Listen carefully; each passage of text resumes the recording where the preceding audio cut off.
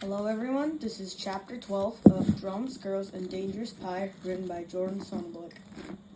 Chapter 12.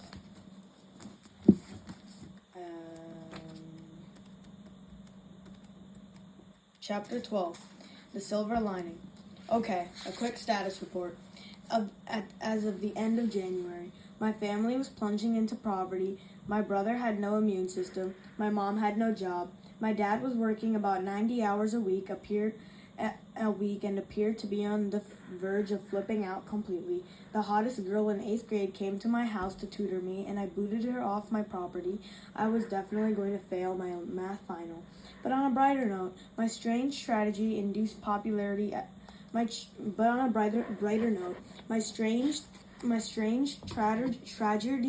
Tragedy induced popularity at school was growing. Word got around that Stephen Alper was the guy who kicked Renee Albert to the curb, and people just decided I must be the man. Annette was especially thrilled with the whole story for some reason. Maybe she figured she'd have no competition for Tutor of the Year now. Of course, every male I knew thought that sending Renee home made me the idiot boy of East Village Middle School, but they still felt an odd sort of admiration for me. It was like I had resisted the spell of a fearsome enchantress. Everyone else was under that spell and couldn't resist it, so they assumed I had some secret strength. It didn't matter that they were wrong. That every time Renee walked into homeroom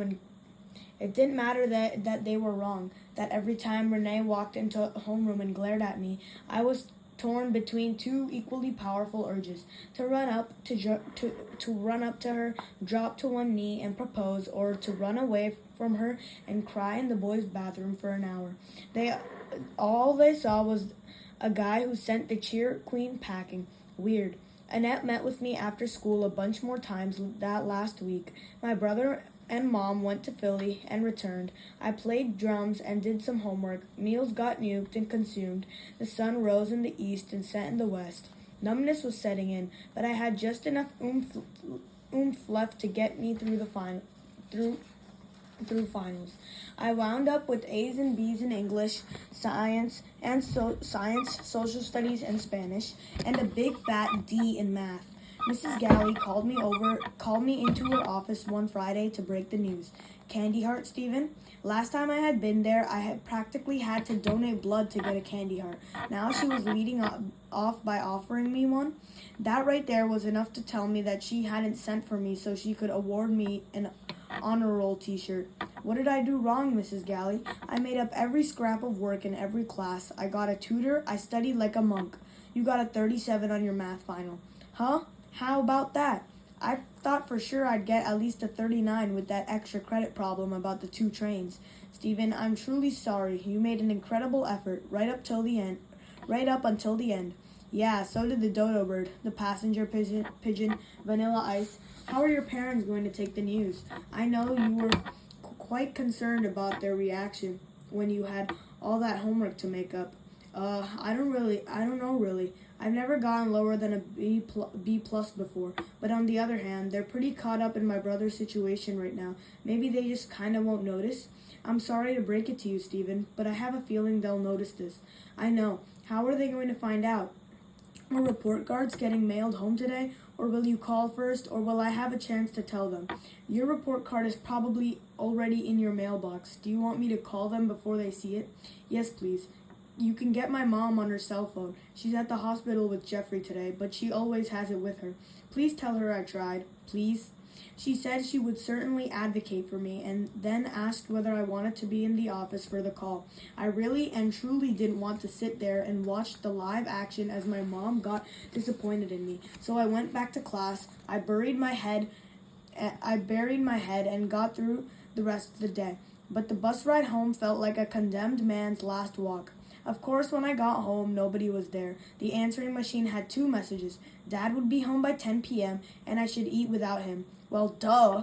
And Mom and Jeffrey would be staying at the hospital another night, but I should call my mom's cell phone ASAP. Now, here was an interesting dilemma. Should I call and face the problem, or not call and enjoy a few hours of lonely, nerve-wracking boredom? Instead of my usual lonely, depressing nerve-wracking boredom instead of my usual lonely, depressing boredom. I pondered that for about 7/10 of a second before finally going downstairs to play drums until dinner.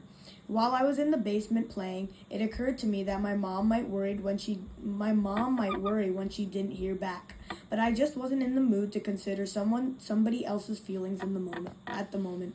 Unfortunately, it also didn't occur to me that my mom might completely spaz and send my dad home to check on me.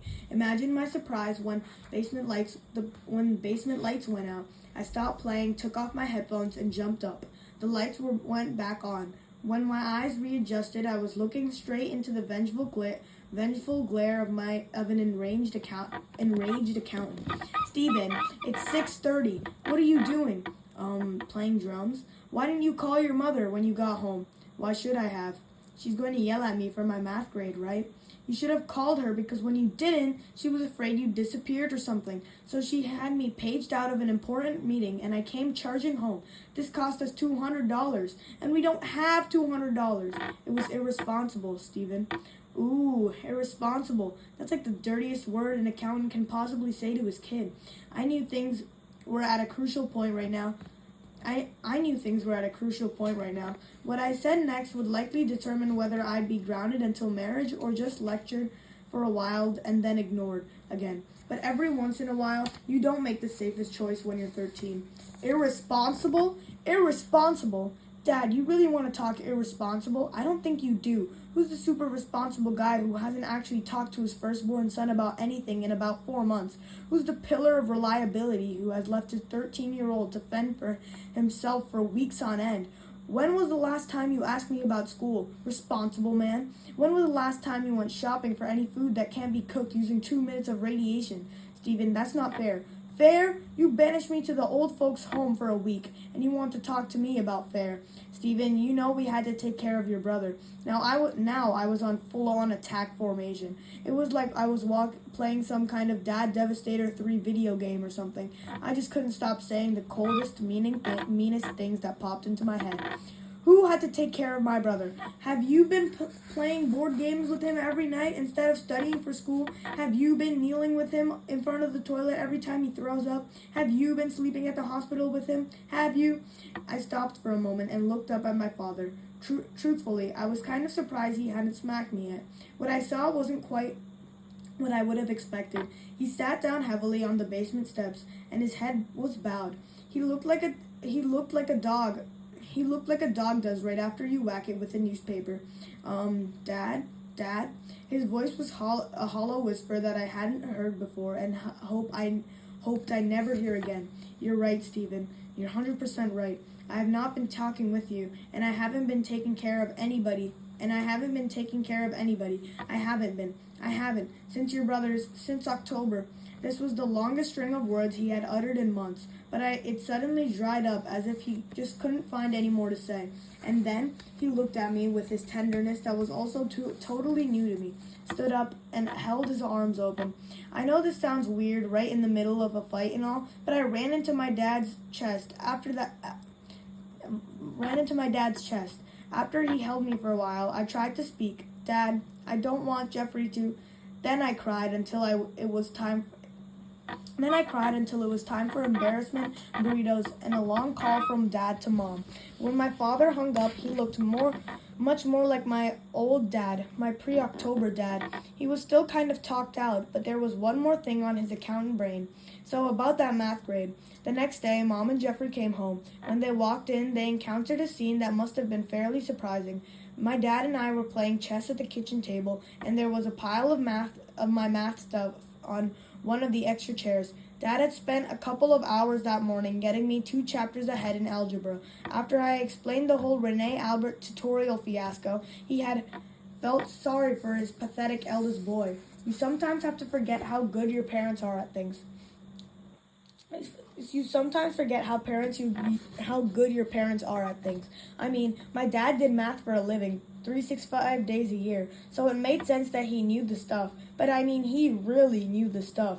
Then when we were done, we celebrated with my first cup of coffee ever and a chess game. Weird. My parents would never have let me have coffee before Jeffrey got sick. There's one thing I figured out about having a family crisis like ours, it's that the old rules no longer applied. For example, I had probably gone 4 months without eating a single vegetable, but there were times wished that when I wished for new rules that did apply. Maybe like take a vitamin every day so you don't get scurvy. I got all hyped up for the caffeine and won the game in about 9 minutes. So my father got a chance to be impressed by me too. And then when my mom and Jeffrey sat down at the table, it was like some kind of normal family moment or something. Until my mom remembered she was mad at me. She asked my dad to take Jeffrey into the living room for some father-son bonding time, and then began lacing into me. But before she could build up a good head of steam, I cut her off and explained how hard I worked on the grades, how disappointed I was in myself, how I had turned away the most desirable math tutor for the sake of Jeffrey's health, and how Dad and I had already had it about the not calling Mom's cell phone incident. What could she really say? Stephen, I love you, but never, ever do this again. There, I could live with that. The rest of the weekend was pretty tranquil for a change. Jeffrey was on a new anti-nausea medication, and the doctors had lowered his steroid dose, so he was feeling enough to play more effectively. Also, thanks to my little math mini drama,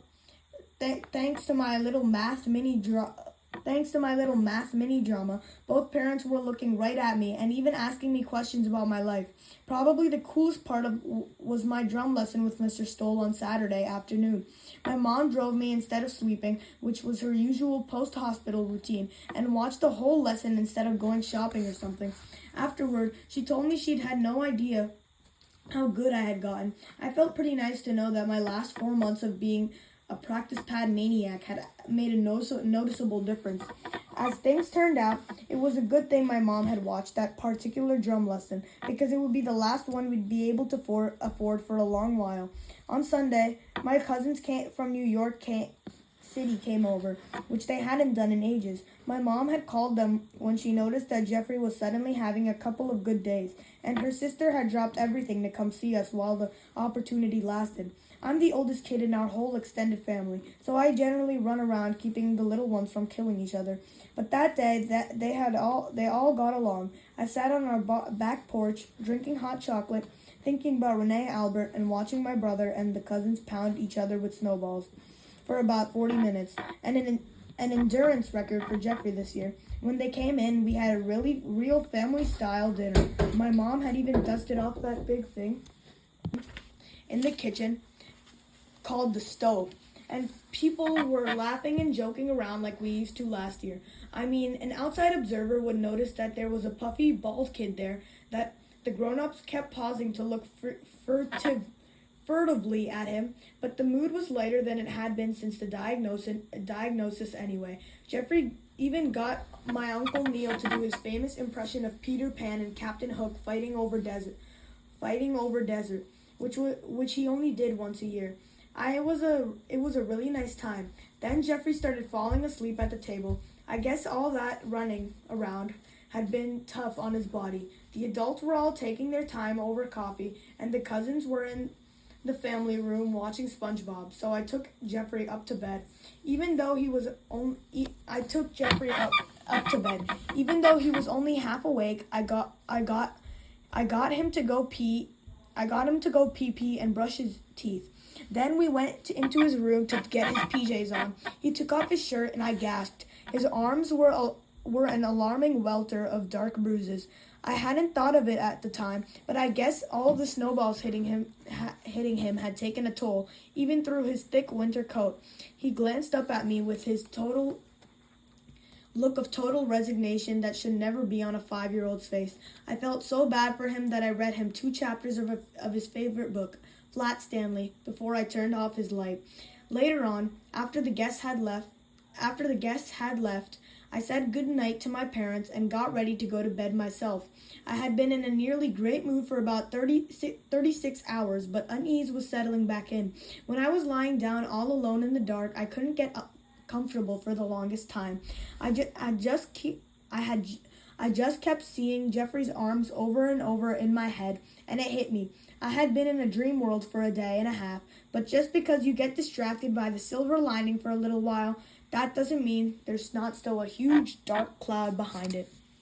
Okay, guys, so that is it for Chapter 12 of Drums, Girls, and Dangerous Pie, The Silver Lining. You are reading this book from the channel Book a Week. Please drop a subscribe if you wanna get some. If you want to read some more books, because we're going to be reading a lot of books, and it's going to be really cool. All right, bye-bye.